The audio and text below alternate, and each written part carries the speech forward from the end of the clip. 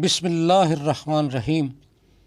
अस्सलाम वालेकुम सामीन, मेरा रूहानी चैनल में मैं आपको खुश आमदीद कहता हूँ। आप सल्लल्लाहु अलैहि वसल्लम ने फरमाया कि अल्लाह ताला एक कौम को उनके इलाक़ों में आबाद करता है और उनके माल और दौलत में भी इजाफ़ा फरमाता है, हालांकि अल्लाह ताला उनसे नफ़रत की वजह से उनकी तरफ कभी नज़र रहमत से नहीं देखता। सहाबा ने अर्ज़ किया कि या रसूलल्लाह सल्लल्लाहु अलैहि वसल्लम, ये कैसे हो सकता है?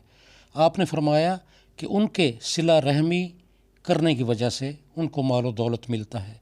सिला रहमी यानी रिश्तेदारों से हुस्न सलूक।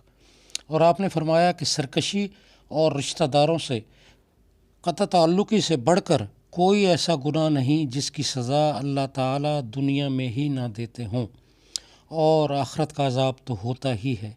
इब्न माजा, तिरमिज़ी और हाकिम ने इस हदीस को रिवायत किया है।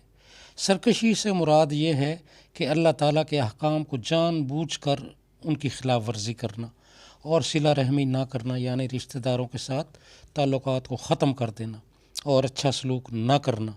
इन दो बातों से रिज़्क रोज़ी में शदीद तंगी और कमी वाक़या होती है। और भी बहुत सारे ऐसे अमाल हैं जो रिज़्क में तंगी का बायस बनते हैं, लेकिन इस वक्त मैं आपसे इन दो बातों का ही ज़िक्र कर रहा हूँ और इन दो बातों से बचने की कोशिश करें। कर्ज़ से निजात और तंगदस्ती और हुसूल रिज़्क में इजाफ़े के लिए बहुत ही मुजर्रब वजीफ़ा आपको बता रहा हूँ।